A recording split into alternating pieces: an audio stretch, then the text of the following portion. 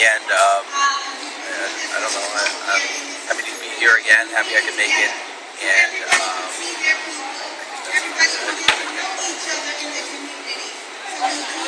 Oh, hi, I'm Matt from Manchester. I will be talking about Pride Fest. Howdy, Abel Freeman, Grafton, New Hampshire. I want to actually put something on the agenda that I've been thinking about talking about for a long time, and that is reestablishing an adulthood ceremony. You know, I think that the system has been desperately trying to infantilize all of us, to leave us in a state of needing authority. We don't need authority. We're adults. But, you know, we don't have any kind of an established, okay, yesterday I was a child, today I become an adult. And it should be a celebration. I think that it could be an opportunity for people to choose names. I think that that it would be a heart, and it would be determined by the individual. You know, are they ready? And I, you know, I want to talk about that. I want to see us maybe take action on it and consider it for, you know, for Occupy. To, you know, we have to rebuild the structure of society, and to do that, you have to have certain kinds of things that happen. And I think that actually knowing you become an adult and having that event be part of your life will, I think, be a good factor in changing society to a more positive thing. Thank you. Hi, I'm Pedro, and I recently moved to New Hampshire for a three-state project, and trying to get more plugged into the activities. I was at some of the Occupy last year, so just trying to get involved. I still bounce around between New Hampshire and Massachusetts a lot. Where were you last year? I'm sorry, Pedro? And where were you living last year? Massachusetts. Okay. So, just trying to get more involved now. Welcome. Thank you. I'm Carlton. I live in Deerfield. It's my second GA. I was really excited from the last one a couple weeks ago. I'd like to be more involved. And I do have to leave a little after noon, so please nobody take offense if I just get up. It's not what you said. I just have to leave. I'm Jack from Milford. I like exploring the consensus process, and I'd love to see Occupy New Hampshire kind of striking at the root of the problem of the 1% versus the 99%. I'd like to see us build a big, effective populist movement and come to understand the reason why there is a 1% law in culture. Hi, I'm Diane. I'm just here to help in any way I can. Did any of you guys want to, Ben, did you want to introduce yourself? Sure. My name is Ben from Hudson, New Hampshire. I've been trying to help since last October, and very disheartened by the split that's happened recently, but I'm hoping that we can just move forward, continue doing social movement building.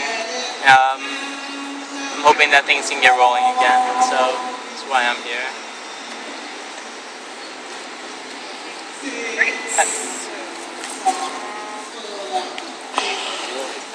All right, so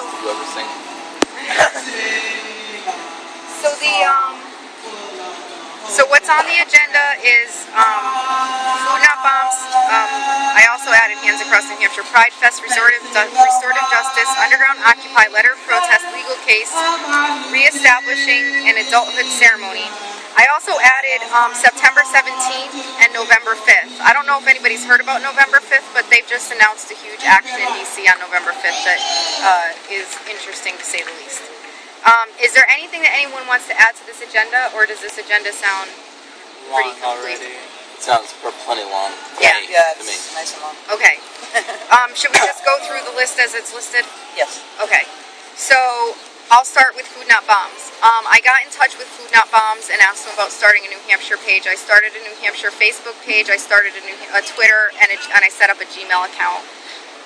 We're having our first Food Not Bombs meeting next Sunday. I think it's at 10 o'clock here. We've decided this morning we're going to have a clothing drive at the same time next week so that we can get some clothes together and give them and then donate them that same day just to get off on a strong, just get started. The things to know about Food Not Bombs is it's a weekly commitment to make a meal in the same place every time, at the same time every week. They want it to be vegan or vegetarian, something like that, but I know that not all of the Food Not Bombs end up doing that, because what they do is get food from grocery stores and stuff donated that's about to be just thrown away, and they just use that. And they use the consensus process, and it started back in the 80s, and they've been using the consensus process since then. And it started in Cambridge, Massachusetts, and the people who started it did some consensus training in Boston. So what I'm going to do is ask them to come and do some consensus training for us in the Food Not Bombs New Hampshire, because I feel like what I really need to learn is the consensus process much better. And if we can use that as a place where we know that the consensus process is what it's built on, and we can build on it and figure out how it functions in a healthy way, that'll just help us anywhere else we're going. And so the function of Food Not Bombs is you feed people, but at the same time you provide them with educational materials, so that and conversation, and really just, it's a really good way to do all the stuff that we always talk about doing in a way that just allows community conversation, really. So that's Food Not Bombs. Does anybody have any questions that they? Yeah, a question to you guys. Do you know if they prepare at the event or bring prepared food? We need to find a place, and this is what we're going to be. I don't want to get too deep into logistics, but I'll answer your question, because next week it's a lot to talk about. But we do need to. A lot of times they make the meals in a home kitchen, or they find a church or something that'll donate the use of their kitchen. And so what my thought is, if we can find a place that'll maybe the Unitarian Church or something that'll donate their kitchen, then we can bring the food out in the warmer months, and in the winter months maybe the church will let us use their space to provide the meal weekly. I know somebody named John Biggle, and he works in Milford and does community suppers and stuff like that. And I think he works with the church there too, although I think that's two different events. So you might be somebody to talk to. I can talk to him myself if you want. Okay, that would be great. See if they have any expertise or spare food, or people who want to help out or something.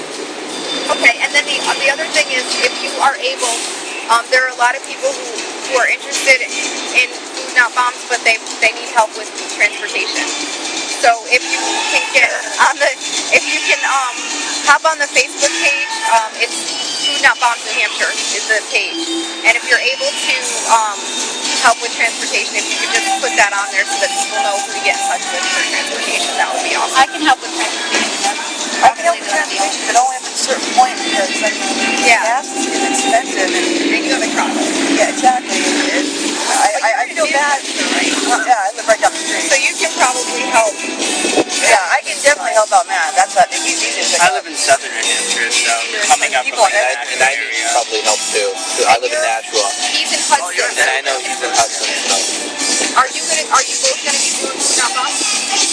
I can't be here next weekend. Well, it depends. I play baseball on the weekends, Yeah. so it depends on my schedule. I'm gonna see if my friend Heather wants to be involved. She was on the original Occupy Food Committee back in October. Oh wow. Okay, cool, awesome. So that's Food Not Bombs. Now, Just I guess a point of clarification. Would this be Occupy New Hampshire taking a position to support Food Not Bombs, or is it just a bunch of occupiers? just deciding that I want to do something that is very directed and that I don't have to ask anyone. Right. Yeah. I mean, 2 weeks ago, we did kind of have a discussion about getting other groups in the New Hampshire area that had similar ideas in mind. Food Not Bombs is just one of the first one that's really come up. I know the one, Will Hopkins was gonna be here potentially, but I guess he's not. He was gonna be here for his organization. What's the one that Arnie does? American Friends Service. Yeah, I know that was another group. I didn't know it was New Hampshire. Oh, New Hampshire Peace Act. There's two, Okay. yeah. But he's Yeah. not here. I actually hung out with Arnie last week. And I have, thank you for reminding me, I have to have breakfast with him tomorrow night. I have one question, and this was my big question the whole week about the Food Not Bomb. Money is going to be a problem because I was actually talking with Chris, and she ended up buying pretty much all the food that was presented here today. It's not fair for one person to get stuck with the whole bill. Yeah, no, you're right. And that's, again, next week it's going to be a huge conversation because before we start this, everybody needs to know what we're on board for. Because money is an issue, but what Not Bombs does is they coordinate with like local grocery stores, local restaurants, things like that, and they get their food before they, like, the food that hasn't turned up that they're not going to sell anymore. I was just saying, our food ministry at our church has freezers of stuff that I'm sure, if I had a specific day that I needed some food, we could get some stuff from them. We've always got food. They would donate. We do that. Yeah. We go every weekend and get food from the local grocery store. That would be awesome. You know who's a great resource is Hannaford's. Spectacular resource. Not always, whatever. They give you whatever, but it's something that you need to coordinate with them ahead of time, and then you need to fill out some paperwork and stuff like that. But they've been, at least in my neighborhood, and I'm sure it's like that everywhere, they've been a tremendous resource. Yeah, So I was just worried about that. I'm like, where are we going to get that food? I mean, Yeah. you know what I mean? And I was like, if somebody gets stuck with all of it, like I felt bad. She was the only one that actually brought food, and I'm like, that's not fair. I feel like that's what That's happened to not fair. Joey Burns earlier. Yes, it is. I'll get in touch with him. Let me write his name down. Yeah, well, we did have some money though that we I've tried to contact Joey a few times since the split, and upsettedly, I don't know, I haven't had think if any. it's not under Occupy, Okay. we might have a lot more success with getting in touch with people who have been alienated. And also, too, if we raise any money under the Occupy name, we actually have to. We actually have to. Yeah. After what? If we actually get money donated under the Occupy name, Yeah. because now it's incorporated, we actually have That's the corporate officer's responsibility. It Right, has nothing so- to do with me. Sorry. I'm not part of Be O&H. happy to give anybody a receipt. Actually, you guys want to do something fun and on video and just have them record us saying that we're not Occupy New Hampshire Inc. so that if anything ever happens, we're absolved. I know, I'm not. Probably a I'm good not idea. New Hampshire Inc. I know that, and I will sign anything, state anything that says I am not a part of Occupy Inc. I'm just here to help. Yeah. Yeah, I'm just here to help. So, if you feel like you want to say that, that might be an idea. I'm not really. We're broadcasting right now on the Occupy New Hampshire. You've got several people that have been active in Occupy all along. So, Yeah. I mean, I don't think that Occupy is a corporation. And Yeah, I don't think if so it is, either. then It's not a they can legitimate file one to me. some So, Point of process and Yeah. get back. Yeah, whatever probably. agenda is. You're right. there's So, no viewers right now, anyways. We'll have to link it to the oh my website. God, that wasn't my strongest moment in Occupy history. So, are there any other questions about Food Not Bombs? So, I got one about the. We're talking about Food Not Bombs right now, in case anybody can't hear over the wonderful Now, Caribbean how music that we've got in the background. So this is what What was the they question? say on their website that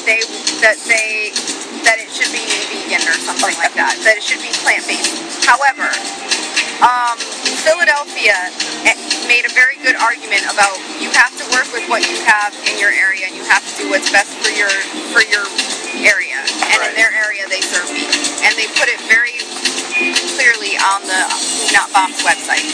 So that's a conversation that we could have and we could certainly decide that if we wanted to do or eggs. You could always have things separate. I mean, if you're not making goulash, you could have meat and you could have beans, and whoever doesn't Yeah. want the meat can eat the beans. And then the one thing they say is just have things labeled with anything that might have meat or might have allergic ingredients. Yeah. Yeah. I just wanted to say, like, I really support this because, like, when I was, like, volunteering at the food pantry on, like, Manchester Street, I noticed it was, like, very hierarchical. Like, you weren't even, like, allowed to talk to any of the people getting food. Like, it was very cold and distant. That's what I felt like. And I feel like this is a great way to build community. And that's the goal. Yeah. Even the people that we've met here today, with the resources we have today, we're just happy to see people out trying to help folks. Yeah. So, it does mean a lot to the people. Yeah, I've actually heard a few of the homeless actually come right up to me and say that the clothing idea was something that they really, it's getting cold at night, and they're saying that it comes to 3 o'clock in the morning, they're hurting. They need some help with their clothes. So, you know, to me, it's food and clothes, not bombs. I gotta be honest, like that's great that we're actually helping. Yeah, and we can sort of, and for me next year, I'm really going to be looking at community gardens as a way to provide some of our own food for our work, and then also for people who can't maybe make the one meal a week that we do, to be able to go and maybe volunteer, help plant some food, help. Can we bring the rototillers and plant a tomato garden right here? We have to check for power lines, I think, or something. Protest garden. Just a real quick point. Does everyone know the hand signs? I just realized. Does everybody know? Does everybody know the hand signs? I guess I should. So, thanks, Grace. So, for anybody who doesn't know, these are the hand signs that generally go on. So, this means agree. This means then, and this is, squid. I guess this is squid too. Anyway, I'm happy. These are twinkle fingers. Squid. Okay. These are twinkle fingers, so these are squid. Squid is bad, twinkle is good. There's a few other signs. Question. So if you have like a question at all, Clarifying question. Right, clarifying question. Okay. And this is a point of process, right? Yep. Okay. And I think what is block? Block is it. Like, I believe the movement. Yeah. Block is supposed to be used only if you can't stand what's going on, and you'll basically leave if what's being debated actually happens. I think that's most of them, right? Well, there's also point of information. So, like, there's a conversation, you have some kind of information that you want to add to it. And then there's also direct response. If someone says something that you want to respond to immediately, and it's just kind of a relatively quick thing, hopefully. You can also pretend you're in a Western. Or that, well, we don't actually have guns. And something that you already used. What? Something that you already used. Oh, and then wrap up. I think an explanation of why the signs instead of, What they are. Oh. Right. Okay, yeah, sure. So why we actually use the signs is for so we're not actually talking over each other, so it's a lot less disruptive. So people can just do little hand motions like this is wrap up, and point of clarification for wrapping up is that you shouldn't go like this. You should just go like this, because it puts a lot of it might put a lot of stress on the other person to go too fast or something. And so why we actually use it is because a lot of the signs clarify what actually needs to happen during the conversation without actually being disruptive and talking and interrupting the other person. So I think that's the best reason that comes off the top of my head. So, thanks, Teresa. We have one viewer. You want to say hi? Yeah. Hi, viewer. Hey. Hi, viewer. Hi, Chris Hopsy.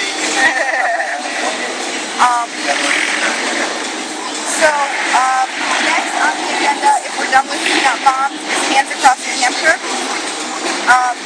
Hands Across New Hampshire is September 1st. That's like 3 or 2 weeks-ish away. And I'm supposed to be coordinating hands around the State House. They just announced this week that they're going to do something in Manchester. And the people that had signed up to go to Concord are all now working on Manchester. So I could really use some help trying to get people around hands around the State House.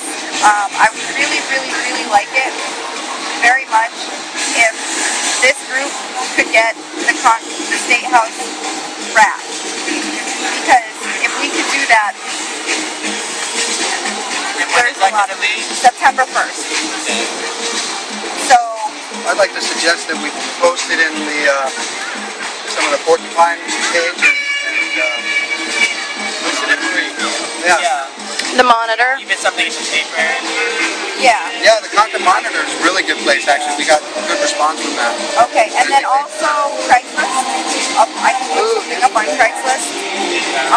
And then what I'm going to do personally is I'm going to do a daily sharing of the event with a fact about the Northern Path Initiative or the way that it relates back to the whole 1%, 99% problem, to try and get some people to maybe, I don't know, we're all just doing the best we can, but, and I was considering maybe trying to do some events outside of just holding hands for a half hour, so that it could be more like a festive atmosphere. So if anybody has